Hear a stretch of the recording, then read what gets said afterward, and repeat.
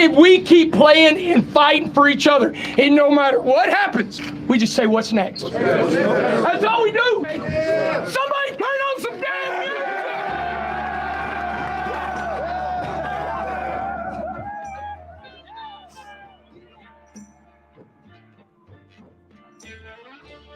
You're listening to the Gambling Gauchos.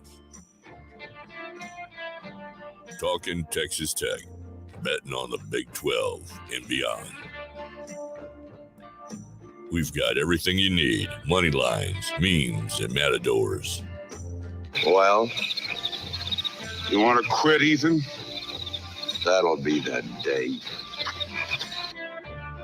Now, here's Kyle Jacobson and Rob Bro, the Moneyline Matadors, the Casino Cowboys, the Parlay Picadors. You see, in this world, there's two kinds of people, my friend. Those with loaded guns, and those who dig. You dig. With the Gambling Gauchos. Oh, and one more thing. It's all West Texas. It always has been.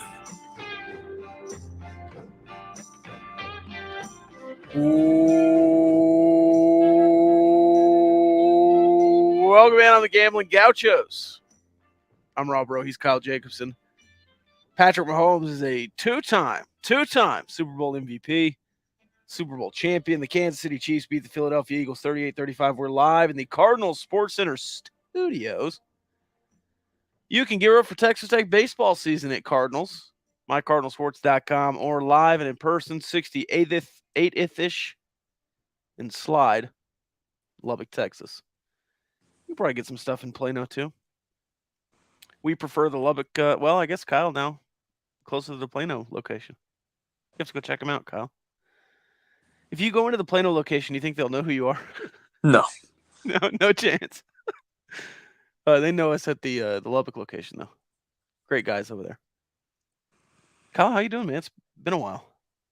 Yeah, it's been a while. Glad to see you are feeling better. Man, that was rough. Need to meme you on that I lived text meme. Yeah, I need to take a selfie. Yeah. I lived. I've not been that sick in years. I don't know what was going on. I didn't even through the Rona. I never tested positive for the Rona. But I was down bad this week. Still feel a little under the weather, but we're getting there. Feeling healthy.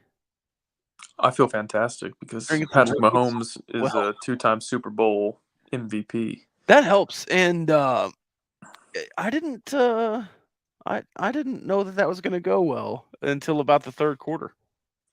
No, yeah, the first half kind of played out like I feared it would, where they couldn't get off the field on third down, and the Eagles, moved the ball really effectively. I was like, and the ankle did not look good before the half. Like we didn't get to see him, apparently recover from that. And so I was like, this could be really bad if we're about to watch like Chad Henne versus Jalen Hurts. And really, the defense didn't do much better in the second half, but they did just enough. And man, we should have learned our lesson by now with the Chiefs that just because they go down double digits in a postseason game doesn't mean anything. But I was worried, and they proved the doubters wrong once again.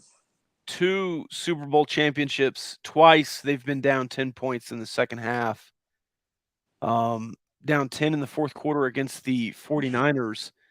And you're right, the Chiefs defense didn't do a whole lot, but they did hold them to a field goal in the red zone and then force a punt. That was enough. Yeah.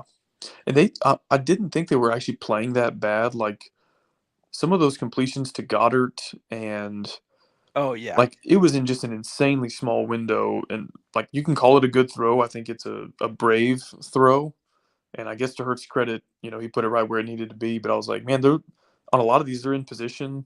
That bomb to AJ Brown, like the DB was right there, he just didn't track the ball that well. So I was getting super frustrated. I was like, I don't really think the Eagles are just out scheming them or anything too badly. They're in position to make plays, they're just not quite making them. But then, the second half, the Chiefs, I don't think they punted in the second half, didn't turn the ball over. No, they scored on every possession. Yeah. really impressive. And then they flashed the stats that like Mahomes didn't really play that well in his first 2 Super Bowls. Like obviously did enough to win one, and the second one versus the Bucks was probably a little bit deflated. Like I think he played better than his stats showed, but then this one it was just like the stats were there, the eye test was there. Really, really cool accomplishment for him to get that second one as young as he is, and in terms of his legacy and everything, the foundation is certainly there. He's got what 5, 6 AFC West Division championships. 5. Has not been eliminated prior to at least overtime of the AFC Championship game in all postseason appearances, and then 2 Super Bowl wins in 3 appearances. And I think he's about to turn 27 or maybe just turned 27. He's 27. He started a Broncos game his rookie year. Does he get a AFC West championship for that? Well, I thought this was his 6th. No, I guess so. The season starts 2018 was when he started, but that season ended in 2019. So, yeah, that makes more sense. Yeah, they've been to 5 straight AFC championship games. Yeah. So that's 3 Super Bowl appearances, 2 wins, and you don't want to have a losing record in Super Bowls. So I thought that was a really big win obviously for the Chiefs, but for Patrick as well. Now, the question is, does Andy Reid retire after facing his former team? It's going to be an interesting conversation. That seems to be a sunset riding moment for him. I was this close to just being done with Andy Reid when Kadarius Toney returned that punt inside the 5 or whatever. Yeah. And on 2nd and goal, they ran that little whirly bird. I was like, just run your freaking offense. Like, you've been handed this outstanding opportunity to go up at least 8. And that's always been my gripe with Andy Reid. It's just it gets too cute. Yeah. And I was like, if y'all have to settle for a field goal on this drive because of that play call, and hey, when it works, you can't really say anything. But I was like, is he really about to choke away another postseason appearance where, it's all right in front of him? So to his credit, he got his 2nd win. They said he was the 14th coach to win a 2nd Super Bowl, did it against his former team. And yeah, maybe that's his crowning achievement and he doesn't want to come back again. I don't know. Is he the 2nd coach to win a Super Bowl with 2 different teams? Andy Reid? Bill Parcells the first? Andy Reid didn't win one with 2 separate teams, did he? That's right. He didn't ever win one with the Eagles. He got there, didn't win one. Right. Yeah. This is going to sound like semantics a little bit. Big Hit says the Eagles' offense is really good, to be honest. The Eagles' offense is incredibly efficient. I don't know if they're a great offense. I was thinking about They're on time and on schedule. They are really efficient. Yeah, I was thinking about that. I haven't looked at any of these numbers yet, but kind of like learning more about analytics and stuff. There was a point during the college football season where I saw that like rush success rate was mentioned. I was like, I don't really know what that means. Like I could sort of infer what a successful run is versus not, but it has an explicit definition or parameter. Their success rate running the ball has to be like 95%. On those 3rd and 1, 4th and 1, every time. Well, the quarterback sneak number is ridiculous. Oh, what were they, 12 for 12 today on the QB sneak? And they have a really good roster, but man, if they can keep this offensive line together, if Jason Kelce comes back, this defense has a lot of pieces that are going to be moving in the offseason. The Chiefs have been incredible in 2 different ways now, with Tyreek Hill and without. And defensively, they have a brand new defense from the first time they won to now. A lot of new pieces, a lot of rookies. They've hit on a bunch of draft picks. Can the Eagles do the same? I've got a question for you in that vein. First of all, the Eagles, kind of like the Chiefs, have a ton of pass catchers. Like they've got 3 backs that can catch the ball out of the backfield. They've got a good tight end in Goddard, and they had probably like at least 4 or 5 wide receivers who caught passes today. Who's the best wide receiver, since Travis Kelce's a tight end, who's the best wide receiver the Chiefs had this year? Juju? Wide receiver? Yeah. Juju? I mean, Sky Moore, Kadarius Toney are gimmicks. They're good, but they're not down the field wide receivers. Here's where I'm going with it. Who is the last team to win the Super Bowl with a best receiver as good as or worse than Juju Smith-Schuster? And I know that Travis Kelce kind of negates the heart of what I'm getting at because he's basically a wide receiver in a lot of ways. But like even with the evolution of the tight end position, rosters like the 49ers who have Kittle, they also have Debo and Ayuk. Like after Tyreek Hill left, there was like no juice at the wide receiver spot on this roster. Right. Is it Deion Branch? And he was pretty good. Well, he's a Super Bowl MVP, but that was the whole thing that Brady did it. Brady made everybody good because Branch went elsewhere and was awful. It's probably it's got to be one of those Brady teams that had no dudes at wide receiver. Well, I was just trying to go back. Debo, not Debo. Cooper Kupp last year, and then I guess Mike Evans. Oh yeah, even like Chris Godwin on that roster. Yeah, Chris Godwin would be the best receiver the Chiefs have by far. Yeah, I don't know. I'm going to go back and look at prior Super Bowl. Is it Doug Baldwin? Which I would take him over Juju. Who was the Patriots wide receiver when they beat the Rams? That was a pretty thin roster. In 2018 or whenever that was? They just ran the ball all off. Yeah. Was it Edelman, but was he healthy? Yeah, I don't remember. I'd have to look that one. That might be it. Anyway, I'll do that research later tonight and do like a start bench cut of the 3 worst receivers to be the best receiver on their team and win the Super Bowl. They have so many weapons though. And Pacheco, I was talking about, we were, at a Super Bowl party and I was talking to the guy. The Cowboys are paying $20 million potentially to Pollard and Zeke next year if they re-sign Pollard. And Pacheco's out here willing them to a Super Bowl, really good down the stretch, and he was a 7th-round pick, 6th-round pick? Yeah, 7th. Why?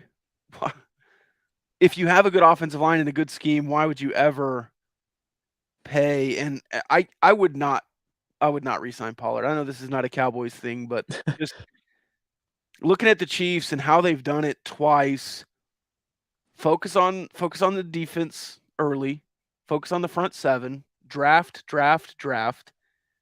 offensive linemen, trust your grades, and get guys that make your quarterback better.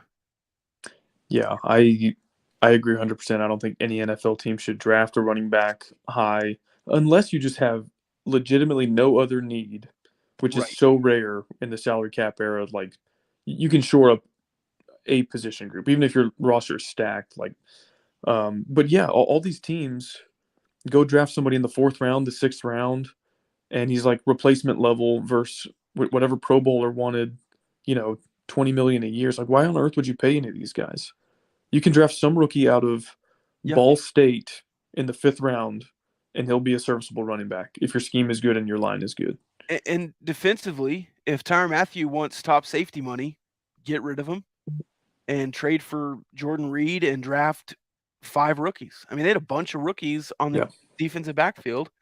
Karlaftis was a good young guy. Bolton and Willie Gay are young linebackers that have been there for 2 or 3 years now. So, man, the Chiefs front office, the Chiefs, Andy Reid, I think right now is the best coach in the NFL. Belichick obviously has done it and been there a long time, but without Brady, he does not have a lot of success. Best quarterback, best front office, best coach, and the Chiefs have won 2 out of 3. Mm-hmm. Or 2 out of 5. 2 out of 4. I did not think 2 out of 4. Yeah. I'll get it right sometime. I did not think with the departure of Tyreek Hill that they would be this good. And they flashed the stats pregame. They have like more points per game, more receiving yards per game. They went up in every statistical category without a dynamic weapon like him. And I thought that he and Kelce complemented each other so well. that, without him, I was kind of worried what that was going to look like. And so, they, not to harp on this point too much, but they still have room to grow at wide receiver if they wanted to land like a free agent or trade this offseason for somebody a little more dynamic than Marquez Valdez-Scantling. And now they might have done that with Tony. He wasn't like fully integrated into the offense this year. I think he's always been viewed as a really explosive guy who has potential as a playmaker. You saw it on that punt return. But yeah, I think their roster's in a good spot to keep them a contender for years to come. And as far as dynasty talk goes, they asked Mahomes after the game, like, is this a dynasty now? And he said, no, I won't call it a dynasty yet. I think you and I have talked about this before. You need 3 in a set amount of time to be a dynasty. So I think if they win one of the next 2 and they're at 3 out of 6 at that point, then I think you could start having those types of discussions. Big Hint says, but if you can win a Super Bowl with okay wide receiver play, why go pay for a big name? Because you have the capital. And I think you're the exception to the rule. Like, the wide receiver position is so important in today's game. Like, yeah, you were able to somehow do it without an absolute stud at wide receiver, but most of the really good teams in the NFL have at least one, if not 2 or 3, really, really, really good pass catchers. DeAndre Hopkins allegedly going to get traded kind of at the twilight of his career. You're also getting to a point where Mahomes in this roster is going to be a destination for guys signing free agent deals. I'm not saying this guy's going to sign with the Chiefs, but like OBJ, like some of these older guys who are just chasing rings at this point, you're going to see the kind of the Kobe era Lakers where you get Karl Malone and all these guys at the end of their career try to go get a ring with Kobe. You're going to see that with Patrick. Yeah, Julio Jones, which that didn't really work out. Ndamukong Suh. These guys they want to sign a 1-year contract, kind of get paid, but they want to be on a contender. And yeah, I do think there'll be a destination type place for that kind of guy. Yeah, like Randy Moss in New England. Yeah. Briggsy, Baby Briggs wants to say tight end in the 3rd round or so. Yeah, you also have to start thinking about who's after a couple of these guys. Travis Kelce's not going to play forever, and Patrick Mahomes is going to have to be the guy, after Kelce, after some of these guys. And you have a fairly young offensive line right now. I think you have to lock up Orlando Brown. I'm not eminently familiar with the Chiefs roster, but I don't think there's a ton after Orlando Brown that you have to go get back on this team. Yeah, I think Creed Humphrey is probably still a year or 2 away from another deal. I'm sure they'll want him long term. Still a couple years away, I think. I think they're both 2nd-year players. Yeah. But anyway, I think overall they're in a good spot. They might have some spots here and there that they need to shore up, but you said it, the foundation is there. If Andy Reid retires, maybe that shakes things up. But if he's there, the front office is there, Mahomes is there, they'd be the envy of a lot of franchises in the NFL.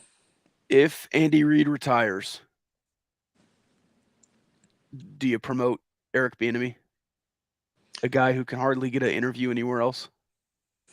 Probably not, for that reason. Like, he's been a big name for the last 3 or 4 cycles, and either everybody's too dumb to hire him, or there's a reason for there kind of being some hesitance there. Thoughts on the halftime show? Didn't watch it.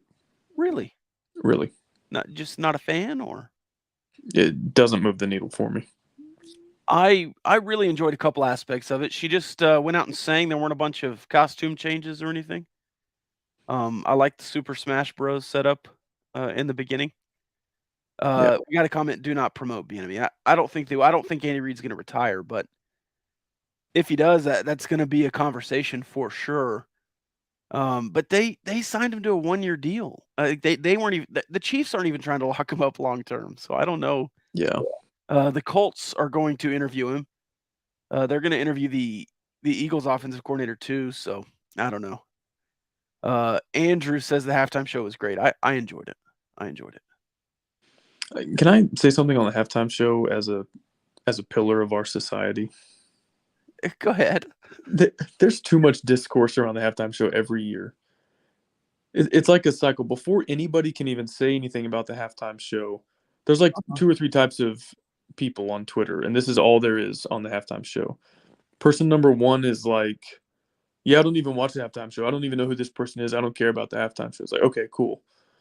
Person number two is the person who, before anyone has a chance, like 3 seconds into the first song, is like, I don't know why all these boomers are out here hating on the halftime show. This is what music is today. And if you're offended, then you're an idiot. It's like nobody said they were offended. Literally, nobody has even had a chance to say that they don't like the halftime show yet.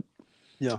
And then person number three is like, they stand way too hard, and every halftime show ever is like always the greatest performance of all time. And no, person number one is not me, Big Hen. Don't put that in the comments.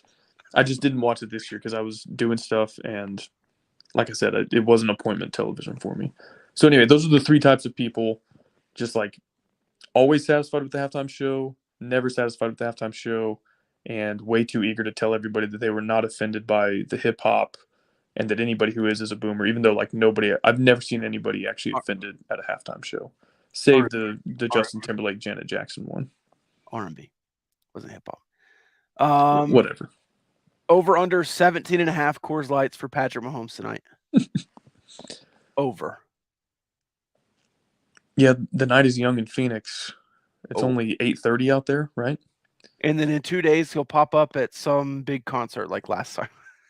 What was it? He was playing beer pong with Post Malone. Like 2 days later, him and Travis Kelce. So good. Were you expecting the Kelce brothers dynamic after the game to be a little bit different than it was? First of all, just credit to me for muting myself so I didn't interrupt you. Good job, Rob. What do you mean?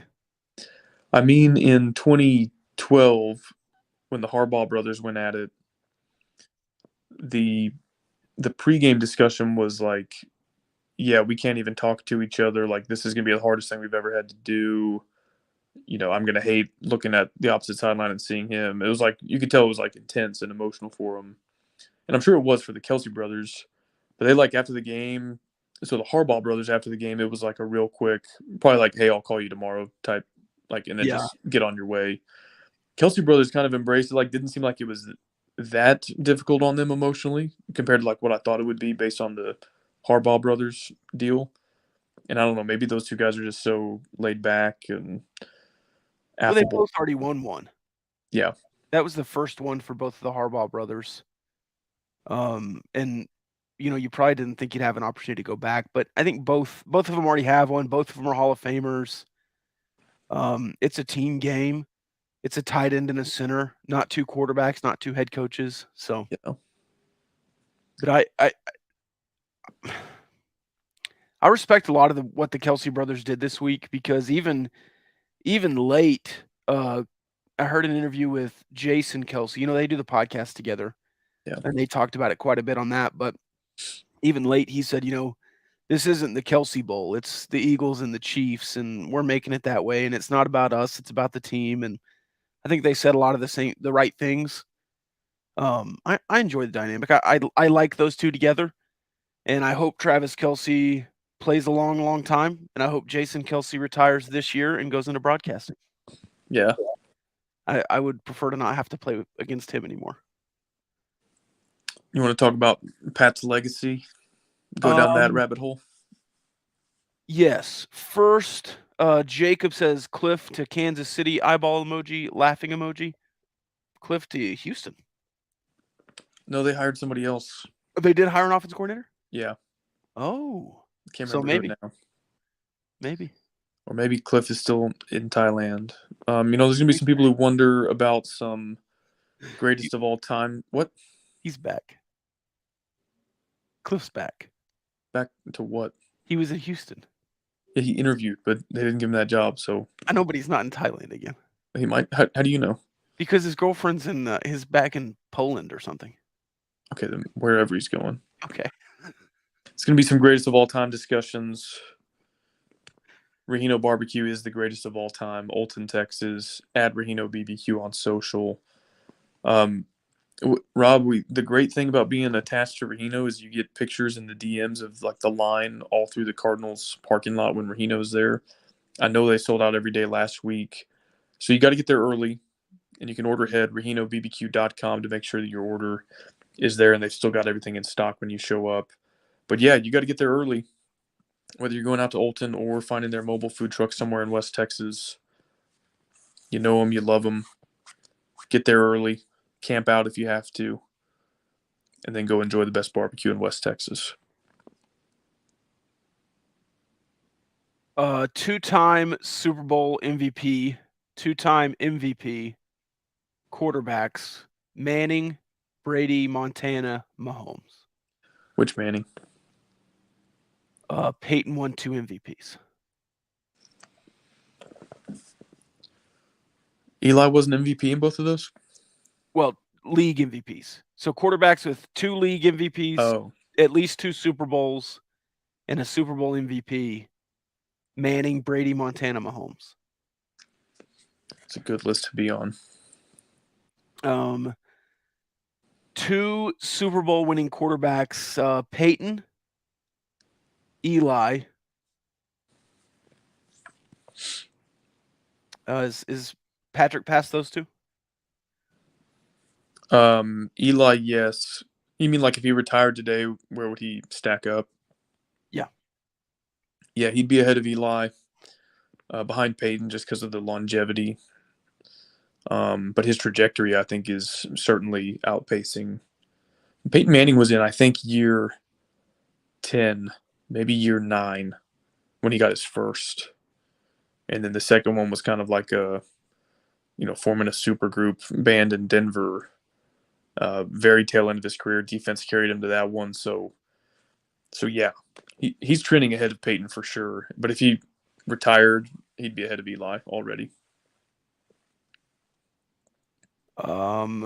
We've got more quarterback names here. I don't know what this means. Roger Staubach did win 2 Super Bowls ahead of Roger. Yes. What do you mean? Yes. I mean yes, but you just said that really quick. Yeah, I'm dismissive of. Hey, that guy spent time in the Navy, man. Respect. Yeah, I respect the troops, but come on, like, okay, let's do this. Go put on the Roger Staubach tape and find me 2 plays on there that you look at and go, yeah, Patrick Mahomes just isn't making that throw. Captain America? I bet you can find some Staubach throws. I just gave you the homework assignment. Somebody send me the 2 throws from Roger Staubach's tape that Patrick Mahomes it's off the table. He can't make that play. Go for it. Roger played against plumbers. I think you could do that with Brady. That didn't just straight up mean that Mahomes is better than Brady. You could say that about Brady, for sure. I have said that about Brady. Yeah. The Navy is overrated from the airmen in the chat. People are saying. What about Kurt Warner? Just 1 Super Bowl championship, but also a quick career. I think you could argue that he's already better than Brett Favre. Brett Favre just won 1. And obviously longevity and lots of yards. I think you've passed Drew Brees. Brees kind of a stat hoe, but not really a winner. That's the way to say it. Yeah. No, okay, so let's do it this way. Which quarterbacks are still ahead of Mahomes? Brady, Montana, my GOAT. Joe Montana's your GOAT? Yeah. Okay. 4 Super Bowls. Aikman? 3 Super Bowls? 4? He won Aikman? 4. Aikman has 3. I would argue that Aikman, did a lot on those teams. Mm-hmm. He had a lot of weapons. But so has Patrick. Patrick has had a lot of weapons too. Defensively, probably the Cowboys better than the Chiefs. I would still put Aikman ahead just because he has 3, but obviously lots of career left, and I would not have Aikman much longer on there in front of him. Bradshaw? I mean, Bradshaw had 4, and it took him a whole decade to do it, but he got 4. I think that's a close one. With historically good defenses, by the way. Yes. Yeah, and it wasn't like those offenses were doing a lot. And They put some respect on Lynn Swann. You had some fluke plays, right, to get those done. Obviously, some big plays in the Chiefs' 2 Super Bowls too. Did Bradshaw lose one? I think 4-0. Yeah. Montana 4-0 too. Here's a couple. A little more modern. Aaron Rodgers only has the one. Is he ahead of Rodgers? I think so. Yeah. Here's one. This is the one I think is maybe the best comp. Ben Roethlisberger. I think he's right there with Ben Roethlisberger. But that's kind of what I would edge him. If he retired today, I'd put him behind Bradshaw, Montana, Brady, and I would put him like right there with Roethlisberger and maybe another guy you could kind of put in that same realm. He's like in that tier. I'm close on Bradshaw. Steve Young? No. Steve Young just won one. Oh, did he really? Uh-huh. I thought he had multiple. Nope. I guess those are all won 5 and Montana won 4, yeah. Okay, they were all Montanas. Because Young got beat by the Cowboys twice, then beat the Cowboys, and then lost to the Packers, I think. Okay. Dan Marino, yeah, I think he's past Dan Marino. Dan Marino never won a Super Bowl. 0. Yeah, I think he's ahead of everybody who isn't a multi-Super Bowl champ. He's probably ahead of anybody who's ever won 2. I mean, you can say GTFO with Bradshaw, but 4-0 in the Super Bowl is 4-0. I mean, and I think Bart Starr, didn't win a bunch of Super Bowls, but he had like 7 NFL championships or whatever before. So I think I think you have to give him some respect too. But again, top 10? 5 years into the league as a starter? Yeah. I mean, that's easily top 10.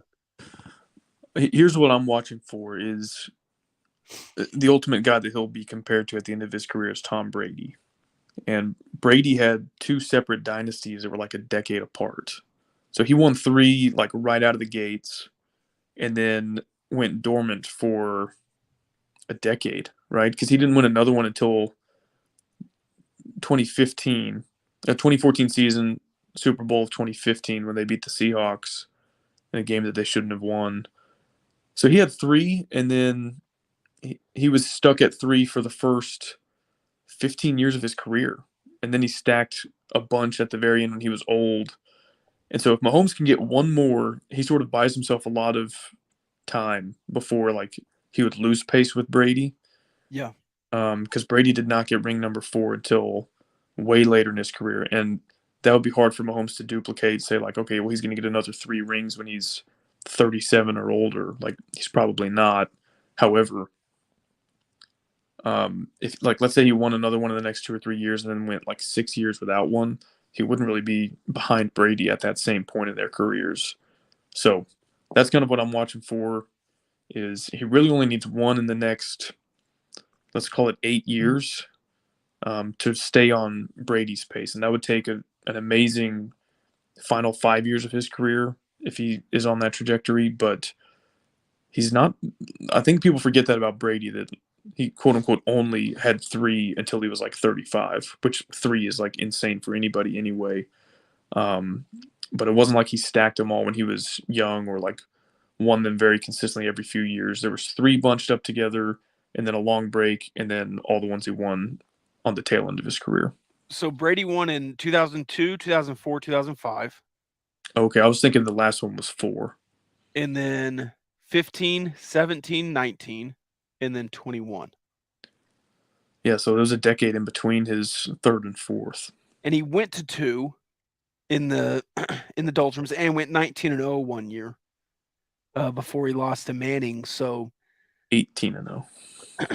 Well, 19-1. 18-1. Is he 18-1? Yes. Whatever it was, he was undefeated in the regular season. Yeah, the dude couldn't get past Eli Manning in the prime of his career. Yeah.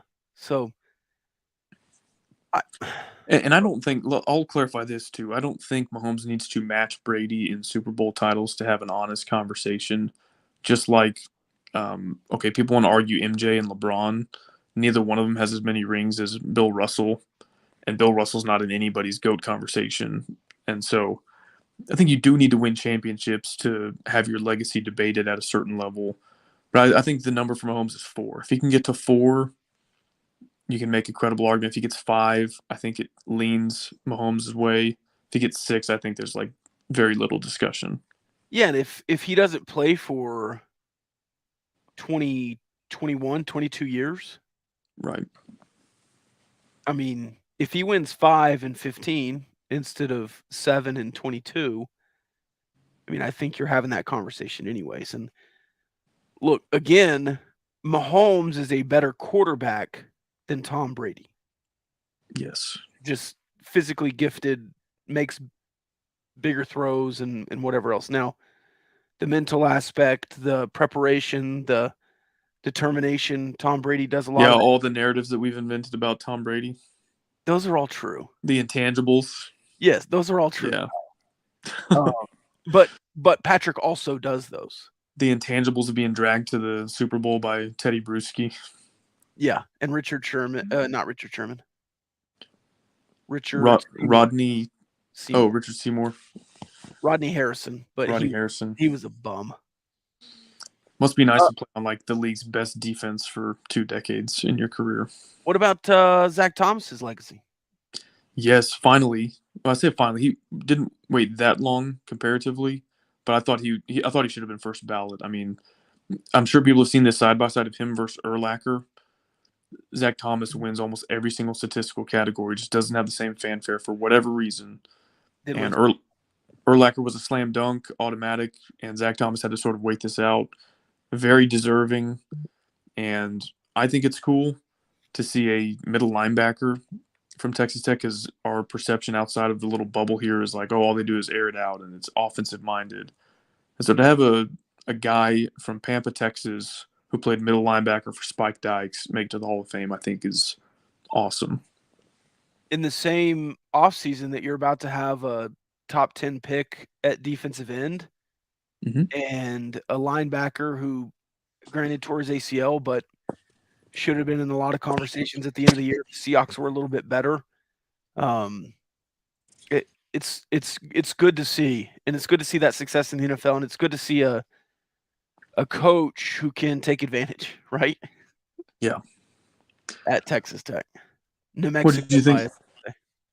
What did you think of the video of Zach Thomas finding out? So good, and you kind of, it was a little cheap. He didn't get the knock on the door, right? Because he had to wait. The guy retired. The large human being that used to knock on everybody's door. But to have Jimmy there, who was his coach in Miami, and to see Jimmy talk and have him come up the stairs and everybody, his whole family's there, that was really special. And it's, when you see a grown man like that break down in tears, you get a little West Texas in your eye. Yeah, that's what I was. It didn't really send me over the edge until Jimmy Johnson's voice cracked and like he couldn't really hold it together when he was congratulating Zach Thomas, because that's a special bond, coach and player, and so for them to both be, I don't know, what is it now, 25 years or not, 15 or 20 years removed from when they were coaching and playing together.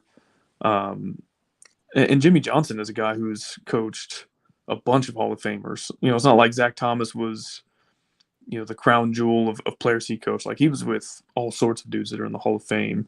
And so for that moment to still be equally special for Jimmy Johnson, even though he's seen a bunch of his guys get that same phone call, I thought that was the best part of the video.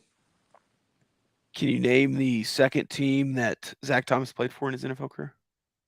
Dallas Cowboys. The Dallas Cowboys. Yeah. I remember this was one of my coming of age as a football fan moments when, like, before you follow the NFL draft that closely and like have all these guys' colleges memorized, growing up in Austin, especially, the big Red Raider in my life was my youth pastor. And he was like, hey, the Cowboys linebacker, Zach Thomas? I was like, yeah. He was like, he played at Texas Tech. I was like, oh, really? I didn't know that. So I remember like being a kid and finding out that he was a Red Raider. And then, of course, as I've grown older and sort of grown in appreciation for the history of the game itself and Texas Tech specifically, kind of like learning how much Zach Thomas meant to the Texas Tech program. And, of course, now putting his NFL career into perspective and it being honored in the way that it deserves is really cool. Oregon game, Ring of Honor, Zach Thomas? Oh, he's already in the Ring of Honor. Is he? He's in the Hall of Fame. Is he in the Ring of Honor? Yeah, he was in the initial class with Gabe Rivera, Donnie Anderson, and Dave Parks. Okay. Good. Yeah. Oh, that makes sense. That's right. That's right. Well, you got to have some kind of ceremony. Bring him back.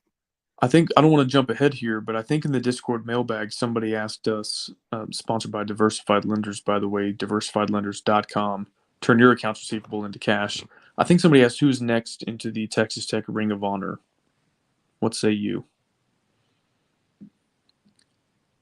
Do you think that they should do one every year? No. Okay. Me neither. Graham Harrell, though, makes sense next, right? I know you want me to say Wes Welker. I want to say Wes Welker. You can say whatever you want.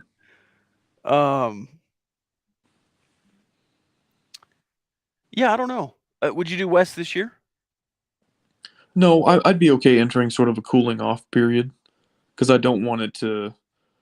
It should be special. And I don't want Wes Welker or Graham Harrell or Tracy Saul or whoever to be like, oh well, like yeah, you're this year's inductee, and we did 8 guys the 8 years prior to announcing you, and it's okay to wait 3 years. Wes Welker's not going anywhere. Graham Harrell's not going anywhere. You can wait until they're. I guess we're not waiting until guys' careers are finished because we did Mahomes when he was in his 20s. Right. So I was gonna say, like, if you want to wait till Wes Welker's done coaching or Graham Harrell's done coaching, but clearly that doesn't matter. So I think Wes and Graham are the two that deserve it for their on the field accolades. Was Wes All-American? He might have been as a punt returner. And then Graham, obviously, somebody says Amendola. No, probably not. He had a lot of NFL success, and I think you have a space for him in the Hall of Fame. But I would keep the Ring of Honor small. What about Torian Henderson? Was he a All-American? I don't know, but he was an NCAA record holder. Yeah. School record holder by a wide margin. The chat is saying a couple of coaches here, Spike and Mike Leach. Do you think there should be a separate honoring for those guys? Yeah, I don't know. Obviously, do you want players in the Ring of Honor, or do you want players and coaches? Joey McGuire. I think that's so I was thinking players only, and yeah, I don't know how I feel about coaches. I guess I'm not against it. I just haven't given it much thought. I would go players only, but I would be absolutely okay with a moment of silence or whatever else for Mike Leach at some game this year. Well, I liked your idea of on the South End Zone renovation, making like a Mike Leach Walk of Fame, and maybe you have a Ring of Honor type thing for coaches. And I think a conversation to be had at some point is Cliff Kingsbury, more for his playing career, but also just recognizing that he was head coach here as well. And then you were so good in the 70s. How about a guy like Rodney Allison, or just another player or two that was sort of a staple in that era? You had a Peach Bowl appearance. I can't remember if you won that game or not, but that 1976 team was co-Southwest Conference champions. I think you were good in 73, 74, 76. And so it's got to be some guys that merit some consideration from those types of teams. Absolutely. How am I blanking on his name? James Hadnot. I think you could have a discussion about him. Yeah, again, there is some criteria that's already been written, and I think that Texas Tech did such a poor job beyond when Rodney Allison came back to be in charge of everything at honoring the past. I think they do have some catching up to do, but I think they're pretty well caught up right now. Wes, Graham, I think both deserve it, and they can be in the next 5 years. And then If you want to find a guy like Tracy Saul, who's the only in the last 4-time Southwest Conference player, I think that makes a lot of sense. If you want to honor a few more, I'm down with that. I don't want to keep guys out, and I'm not the kind of person that says, well, you cheapen the ring if a bunch of guys are in it. You want to say that you had some historic success, right? If you don't have guys to put in, you don't have guys that were good. And Texas Tech has a lot of good players in their history, so I'm not opposed to anyone.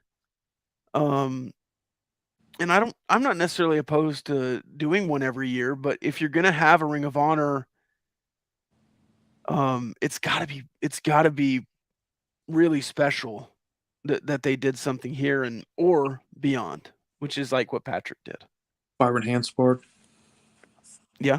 I'm just rattling guys off that I think you could have a pretty serious conversation about. Yeah, I think Torian Henderson is a good one. I think Tracy Saul. I think Wes Welker. I think Rodney Allison. And again, if you want to broaden out that Hall of Fame and get a physical Hall of Fame at the stadium in those renovations, which is what you mentioned, I meant earlier with the Mike Leach thing. Yeah, I do it. Have all the history there.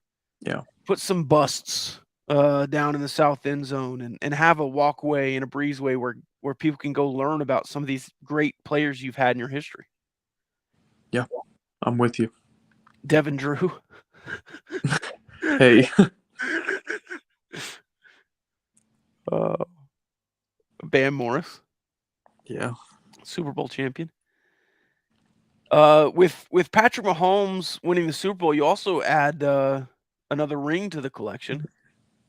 There for a while, it was like 11, 14 or 15 straight Super Bowls that had a Red Raider in it. And then I think you missed last year, but you start a new streak this year. Real quick, this should not be overshadowed. Shout out to Zach McPherson on the losing side in this one, unfortunately for him. But a guy who he was pretty vocal on Twitter about kind of being shown the door at Penn State. And at that juncture, his collegiate career was about halfway over, and they basically said, like, hey, you're not going to cut it here. You're not going to get playing time. And he starts over far from home at what I'm sure seemed to him like a random school.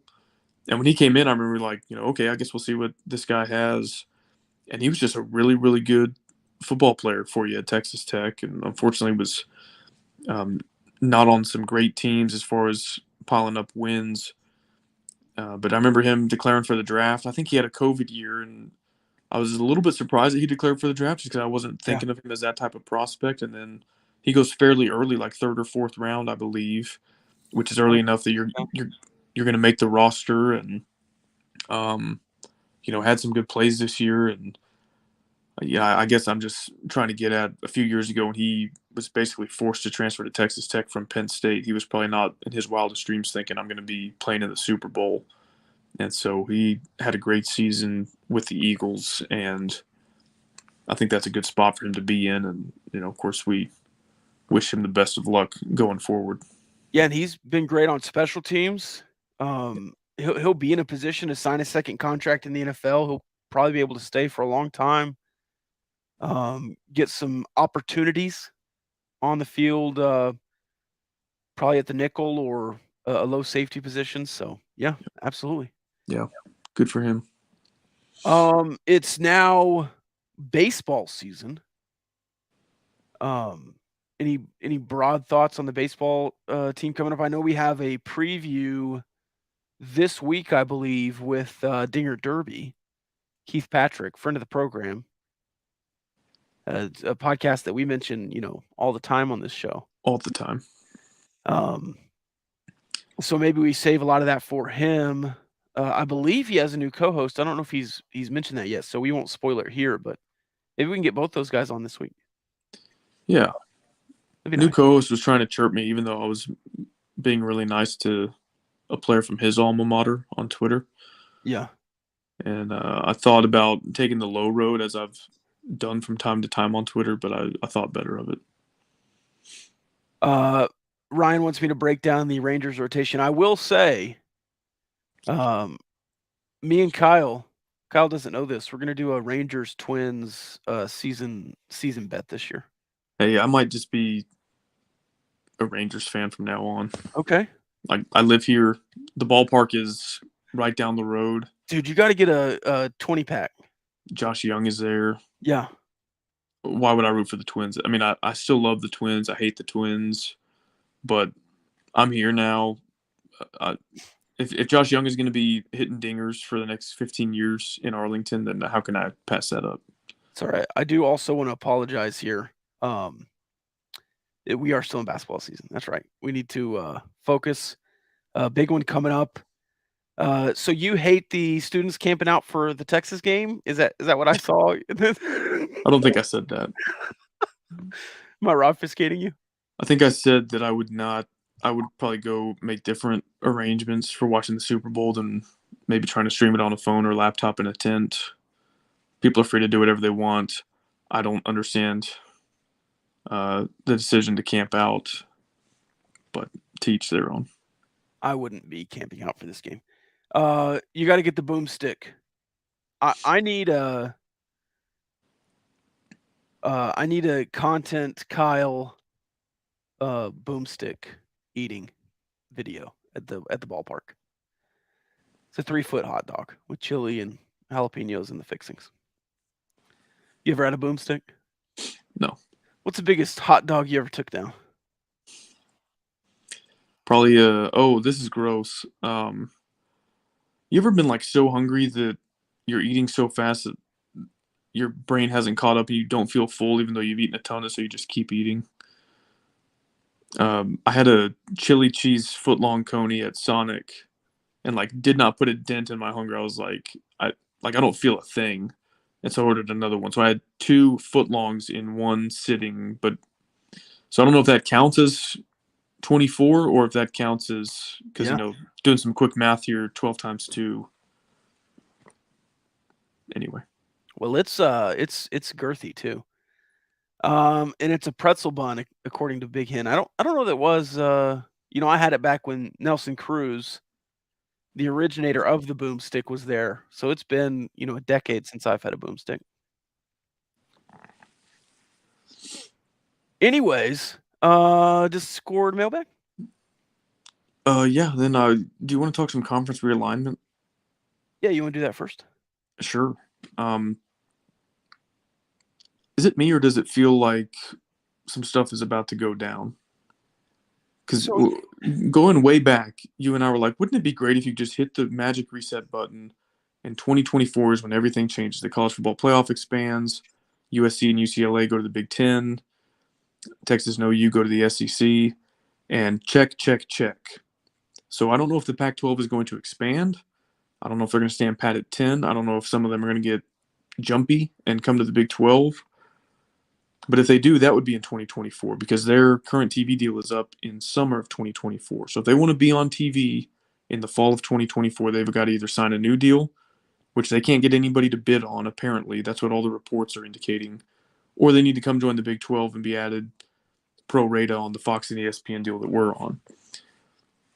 So the Texas and OU leaving, I think, is a big deal. I think it opens the door for Big 12 expansion a little more imminently than I thought. You were gonna have to kind of like wait them out through one more crappy TV deal and then they would jump when the delta and money was just too much for the Utahs and Colorados to pass up. But now I'm wondering if it only takes one domino to fall. And so I guess I'm more curious than I was a couple of weeks ago before all this started going down. Yeah. When the playoff expands, there's no reason for the Big 12 to expand. Unless it's Oregon, right? Because I think that would lead to an influx in money eventually. Unless it kills the Pac-12, which I think would lead to an influx in money your next TV deal, which obviously I think the Four Corners does that. But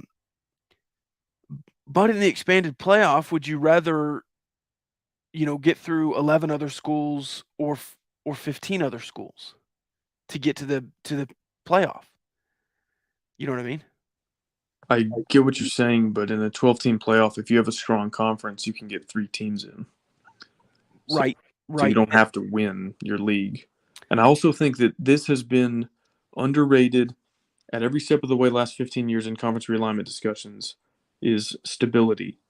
And everybody takes their stability for granted. The Big 12 told themselves, we don't need to add BYU and Cincinnati a decade ago. Well, yeah, you do. You should have elevated them a decade ago for when Texas and OU stab you in the back. And everybody in the Pac-12 said, oh, we don't need to expand. We don't need to add Oklahoma State and Kansas. And it's like, well, yeah, I mean, wouldn't you be falling all over yourselves for Kansas and Oklahoma State now instead of SMU?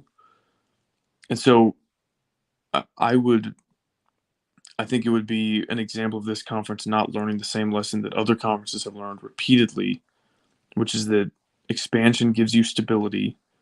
And if you go to 16 with the Four Corners or 18 with Oregon and Washington, you are far less poachable and unstable in this. If everybody's fearing that it's going to go to a Power 2 or whatever, the way you survive is strength in numbers, in my opinion. And if the Big 12 just stands pat, then, yeah, the next time one of these conferences makes a move, they pluck 2, and now you're unstable because you've only got 8 or 10 or whatever, when you could have, let's say you go to 18 with Oregon, Washington, and the Four Corners. Everyone's like, well, what if Oregon and Washington go to the Big 10? Okay, let them. You still have a conference of 16. You're totally stable.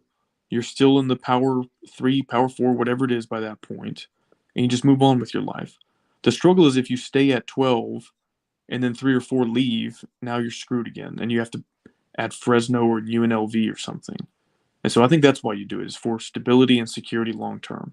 Right. I don't necessarily think it makes the Big 12 better immediately to add the Four Corner schools, but it kills the Pac-12. And the Pac-12 would then, backfill with SMU and UNLV and San Diego State and all these Colorado State and all these schools they're talking to. If you could just get Oregon, Washington, and the Arizona schools and leave Colorado and Utah in the dust, those 4 would effectively murder the Pac-12, and the Power 4 would obviously be the ACC, the Big 12, and then the Big 2. I just think if you stay where you are, let's fast forward 6 years and say Oregon and Washington go Big 10. Maybe the SEC wants 2 more, and who knows who they want by that point. Maybe it's Kansas, maybe it's Baylor. I mean, I don't know. Maybe West Virginia goes to the ACC. I don't feel like you're leaving yourself in a strong position by staying at 12. And, okay, let's play this game. Let's fast forward to 2031 or 2036, whenever the ACC grant of rights is up. Say the Big 10 takes 2 and the SEC takes 2. Are you in a strong enough position to poach them? Or if you stay where you are, could the ACC call West Virginia, Cincinnati, Kansas? And then, again, you're just back to square one. You're going, oh, well, crap, now our conference is being rated by the ACC. I wish we had Utah and Colorado and the Arizonas on board, because then you could poach Louisville and NC State, Virginia Tech, whoever. So I think there's strength in numbers and expanding, and it makes you far more stable and secure going forward. And I think it's worth it, even if they don't add a little money. If it's totally even and it makes your path to the playoff harder, I think it's a gamble you take. Well, and it's a net neutral, right? Because the money per school is the same, but the conference payout gets bigger. And again, if you have a really strong conference and Oregon, Kansas State, and Texas Tech all make the playoff one year, you get more money because you have 3 playoff teams. Can we all unite around and agree at just laughing at the Pac-12 really just botching everything for the last 15 years? Well, let's just do it from July 26th. That too, but I was willing to go back further to when they could have had the first 16-team super conference and you can blame Texas for that, but also I feel like the Pac-10 at the time could have made a deal. 2 summers ago, when Texas and OU said they were leaving, the morons who were not USC and UCLA somehow didn't see that USC and UCLA were going to do the exact same thing that Texas and OU did. They could have probably signed a new TV deal and added teams. It would have made them more stable. They've always turned their nose up at BYU, which is like a national brand. They've got the facilities. They have the athletic programs, and they just didn't want them. They could have had each of the last 2 men's basketball national champions, Baylor and Kansas, at any point before like a year ago, and they turned their nose up at it. They could have had Texas Tech, Oklahoma State, and now they're courting San Diego State and SMU. And they could have had any of their pick of better programs than that bring more eyeballs, more money, more credibility, and they just said no, no, no, no, no, and now they're stuck. They have to add San Diego State and SMU. And I thought this was going to be – I thought everything was done, through 2025 because Texas and Oklahoma were not going to be able to leave. Now that they can leave, I really do think that we were onto something early where you kind of get a reset at 2024 because you're going to have the Big Ten done, you're going to have the SEC done, and if you could do one fell swoop and get a couple of schools in, even if it's just 2, even if it's just the Arizona schools, even if you just crack the armor, it's going to be good. I think we're at an interesting juncture. A couple of things that might come together. One, the Big 12 now has buyout money from Texas and OU, and I've seen it speculated that they could use that to entice some Pac-12 schools.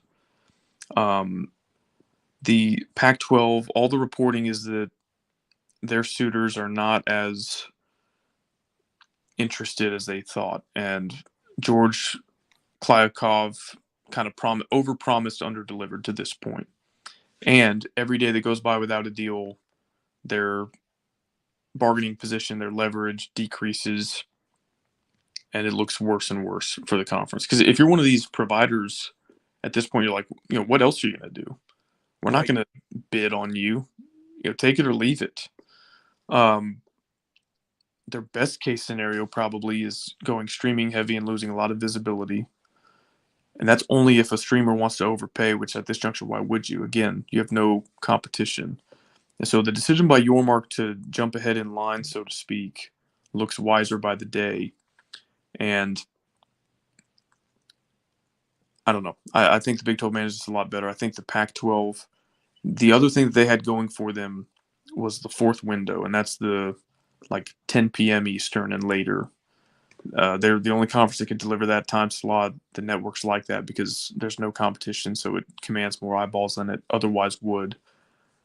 But if I'm ESPN and I'm about to go in on a Pac-12 deal with Amazon, so I can show the 4th window, why would I pay 10 schools or 12 if they had San Diego State and SMU when I could sort of handpick, say, hey, we'll pay you 4 or 6 to go to the Big 12.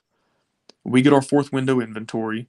That's all we want anyway. We don't really care about the Pac-12 in the afternoon. And so I hope Yormark is greasing the skids at ESPN saying, put the Big 12 in the 4th window. Help me get 4 or 6 of these Mountain and Pacific time zone teams. And the Big 12 will play from noon Eastern all the way through, midnight Eastern when the last game ends. Well, that's what we thought when the new contract was discussed, when it said any school you add, the money will grow, they'll slot in and have the same amount of money as everyone else. That was the thought that, okay, well then you're just promising Arizona and Arizona State, the pie's not going to change. This is what you get. Right. They kind of broadcast, hey, here's your payout if you join. Right. So I don't know. I think that's an interesting development. And I'm sure Yormark is working that because he's proven himself kind of a competent forward thinker at every turn to this juncture. And so I think he sees the opportunity there. And if he can get enough Mountain time zone and Pacific time zone inventory for the Big 12, I don't know why ESPN would pay 10 or 12 teams in the Pac-12 when they could just pay 4 or 6 at a prorated amount in the Big 12. It would be cheaper for the network. It'd be hopefully more money for those four corner schools to play in the Big 12 than in the Pac-12. So I hope that that's enough of a win-win all around that it makes sense for all sides. Agreed. And I still think we've got some ACC chat questions. The ACC is not going to make any moves until they are done. They can't. And if they do, the conference will get blown up. Yeah. And why would ESPN especially want Clemson in the SEC when they can pay Clemson ACC money for the next 10 years? Exactly. Because I think it's through 36. I think so. So 12 more years. Yeah. 13, whatever it is. I can't do math. Okay, that's all I had for now on conference realignment. And I'm just glad to see Texas know you go early. I wish it was this season, but I'll take it. Same. All right. Do you want to do another Discord mailbag read so I can scroll back here? Yes, Discord mailbag sponsored by our friends at Diversified Lenders. Help your business get the cash it needs now. DiversifiedLenders.com. Red Raider owned and operated. Did that give you enough time? Yeah, I'm going to go back. It's been a while since we've been in the mailbag, so I'm back a little bit. Thoughts on a conference challenge in football like in basketball, and who or what are some of the matchups you'd like to see in a Big 10, Big 12 conference challenge? What was the first part of this question? Thoughts on basically a conference football challenge like they do in basketball, like a Big 10, Big 12 football weekend. Yeah, I'm for it. I would love to. I think I've been on record before. I would love to play 2 Power 5 teams in the non-con, 1 home, 1 away. So you could even align yourself with 2 different conferences and do a Big 12 ACC challenge and a Big 12 SEC challenge or whatever. And even if it's not, if you have 16 teams and the Big 10 has 16 teams, you could just hold on the schedule, hey, road Big 10, home Big 10, and you could go back and forth with the Big 10 school, and whatever it is, whatever the standing is the year before, that's who you're playing the next year.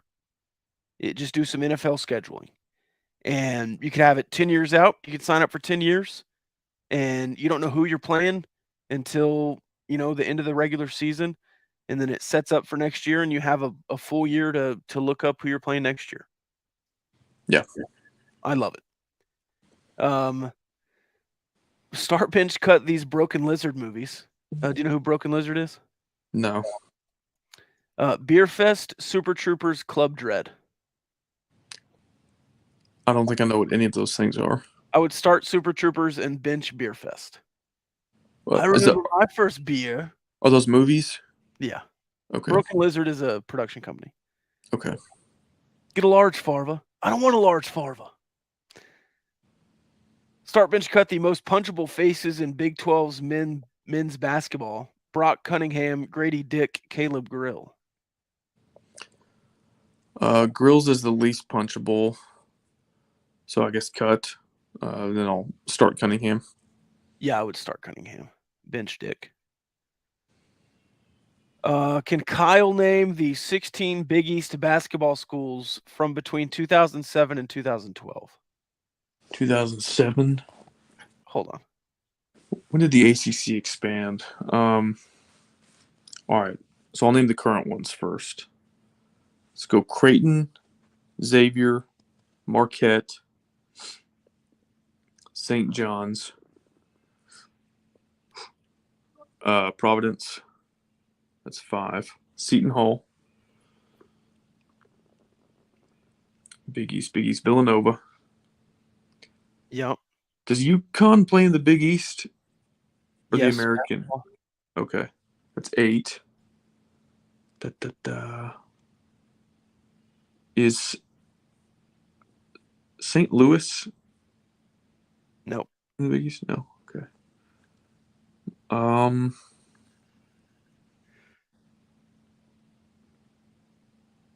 I'll tap out because I know the people hate this content. No, they love it. That's why they keep asking for it. Did you say Xavier? Yeah. Did you say DePaul? No. Butler? Oh, duh, you played DePaul. I should have guessed that one. Yeah, Butler, Butler's the other. UConn, Creighton, DePaul, Georgetown, Marquette, Providence, Yeah, St. John's. those are the two I was missing from the current 10-team league.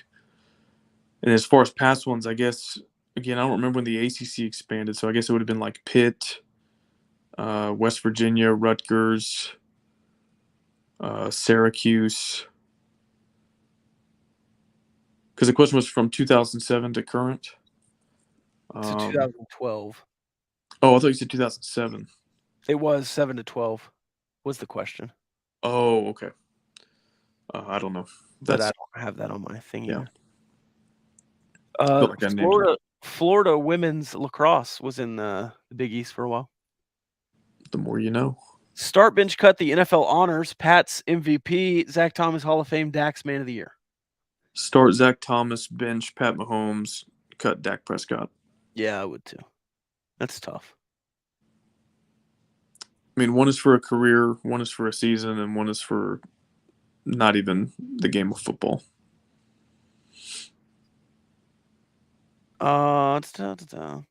Did you see Oklahoma State's ride for the brand graphic? Yes. Are they trolling us at this point? They have to be. Isn't that crazy?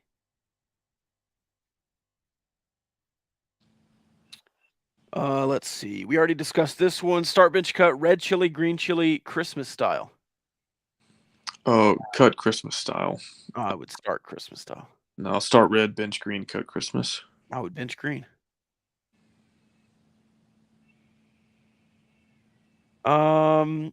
Let's see. Start, bench, cut, Super Bowl party edition. Large crowd, small group, solo.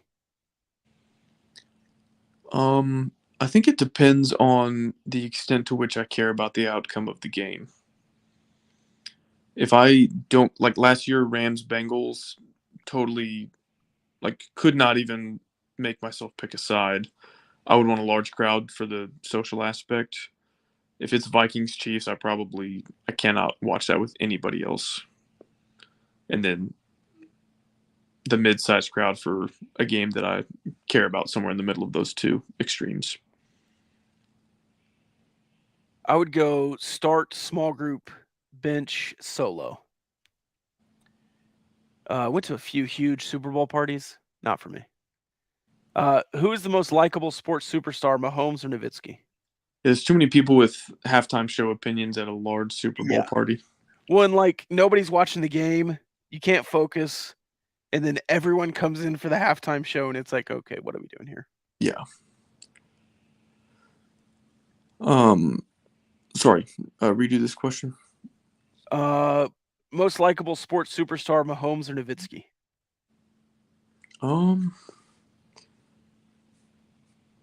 For me, Mahomes. For the general public, probably Nowitzki. I think, unfortunately for Pat, he turned the corner tonight to being actively rooted against by the general public. Like, they're reaching the point where they're winning too much, and so next year when they play whoever in the Super Bowl, they're just going to root for the opposite teams. They're like, yeah, I'm tired of Mahomes and the Chiefs winning all the time. So that's unfortunate. Just like Brady had haters and like people would root for anybody but the Patriots to win the Super Bowl. Did you see Oklahoma State's tweet about the field? They were bragging that they developed the grass. Yeah, brutal. Now, correct me if I'm wrong. Grass has been around for a while, but this was the first time they used it in an NFL game? I don't know. It's pretty wild to have a fairly new strain of grass, especially in a place like Arizona where you're having to roll it out into the sunlight and then roll it back into the stadium, which is something we don't talk about nearly enough. That is incredible. Science, man. Engineering. Architecture. It's not really architecture. Yeah, it is. The architecture of building a stadium to roll a 100-yard field out in back in. Landscape architecture. Engineering. Whatever it is. Yeah. I thought we were talking grass science specifically. No, the actual mechanism to roll the entire field out as one piece under the building. Getting to know the Gauchos, the only C I ever got in college was in horticulture. And I got a C because I had a 79 after sleeping through the final exam, and the professor wouldn't let me. I was like, can I retake it? Like, not for full credit, not for half credit, to get like a 20 on the final exam, just to raise my full grade for the semester up by like 1 point. And she said no, which is her right. I shouldn't have overslept, but that's the only C I got in college. Over under me getting more C's in college than you. I don't know how good of a student you were. I was not a great student. I had more than one C. Resident Arizona fan says, no, Rob, it's dumb. Just put turf down. Yeah. It is pretty dumb. But the Arizona Cardinals, poverty program, but they can just poverty franchise. I get misquoted there a lot. I didn't say poverty program. Go out and put billions of dollars into grass technology to roll it out. Poverty franchise. Nothing's wrong with getting C's. C's get degrees. D's get degrees too. One time on a test, the professor, this is the kind of student I was. The professor wrote a paragraph to me on a test. He said, hey, this was really good. If you applied yourself, you could be something. So, yeah, that was the kind of student I was. Yeah. I also got a B one time because of attendance. Oh, no. Kyle, okay, now you're back. You froze for a second. Was my face as bad as your face was? I don't know. Well, I don't know my face, and you don't know your face, so that was a dumb question. Final thoughts? I got a B in walking class because I didn't show up enough. What's better than 1D? Hey, did you what was the first B you got like in your life? Do you remember?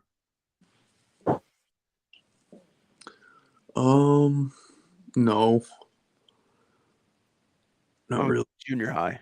It's typing. Typing. Yeah, that was my first B in junior high. I never failed a class. Are we talking high school still? Anything. Me neither.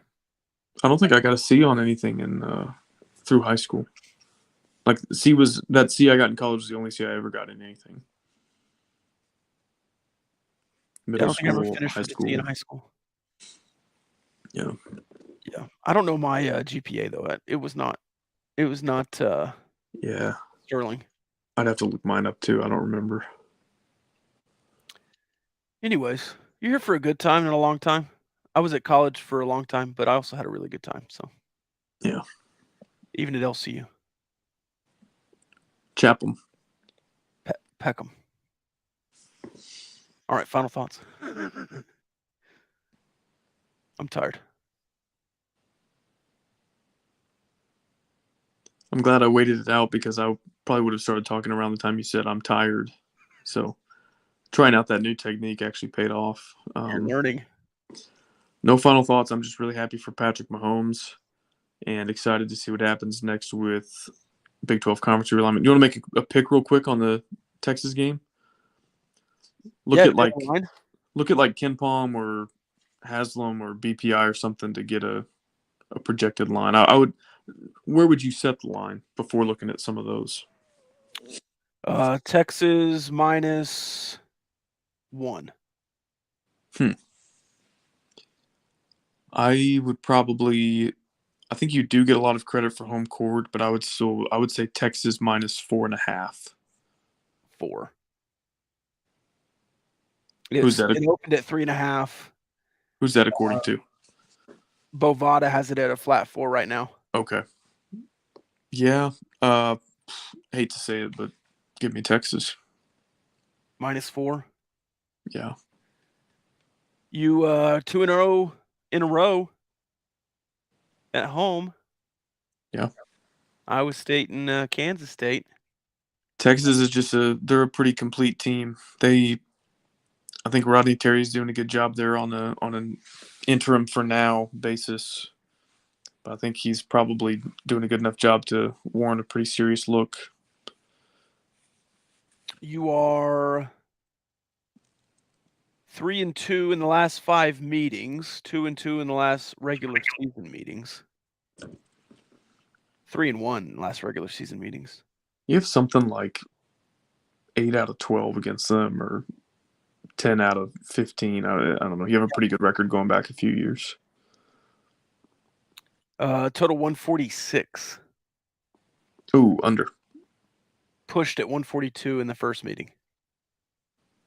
Under 129 in Austin last year. Yeah, that was a low-scoring game. Over 122.5. Wasn't that like 61 to 55 or something in Austin? Yep. Is that exactly right? Good pull. Wow. Hell yeah. Watched that one at Texas Live and then did a hammered People's post game afterwards. Drinking buckets of Coors Light at Texas Live. That was after the return trip to Lubbock, and somehow I was nervous for the game in Lubbock because I was like, there's just so much anticipation. I was like, man, if you lay an egg, like that'd be so disappointing. But I almost remember feeling like it was double or nothing in Austin. I was like, if we lose, it doesn't undo what happened in Lubbock, but I remember just feeling like it was a really high stakes game. Yes. Oh yeah. So anyway, I was glad you won both of them last year. When there was the whole, the ticket fiasco and it was 50-50. It was the last game in the Frank Irwin. Like there was a lot of writing on it. Yeah. That's still my favorite factoid is Red Raiders are responsible for like 3 of the 4 largest. Yeah. Because a John Denver concert was #1 all time. And then Texas Tech in 2004 and 2022 were like 2 of their top 3 basketball crowds of all time. That's pretty awesome. So they always pull that. They're like, oh, we're your Super Bowl. Your fans only show up for Texas. Like, no, your fans only show up for Red Raiders, whether we're singing or playing basketball. Yeah. Ryan says his favorite segment is the Final Thoughts segment. Yeah. It always gets going again. Just for funnies, let me see if we have any. Man, I got murdered in my Prize Picks Super Bowl Prize Picks today. Yeah, I did all emotional hedges. I was on like Eagles everything, which all my Hurts overs probably cashed, but I was just emotional hedging all the way. I did win a square though. $250 on a square. Solid. College basketball. Oh yeah, here we go. Kevin O'Banner, 14.5 points. Under. Marcus Carr, 16.5. Not touching it. Davian Harmon, 13.5. Not touching it. Points, rebounds, assists. Davian Harmon, 21.5. We'll have to get our friend Tech Hoops guy to think on that one. Yeah, he likes Davian Harmon overs when Pop is out. Ooh, assists 3.5 for Harmon. Timmy Allen, 6 rebounds. Over. And then let's see, Marcus Carr, 1.5 3-pointers made. Over. Yeah, that's not his bread and butter, but we're not very good at defending the 3 either. He's at 23.5 points, rebounds, assists. Is Tyrese Hunter finally going to have a good game against Texas Tech in his 5th try? There are no props for him on Prize Picks, but I would bet the under if you had the opportunity to. You either go all under or do theory over, and he's going to go off for like 26 tomorrow. I don't know. Proud of you. Yeah, do theory. Big do theory guy. Yeah, I know you are. All right. I got to do 3 hours of radio tomorrow, so. Okay. All right. Love y'all. Love y'all.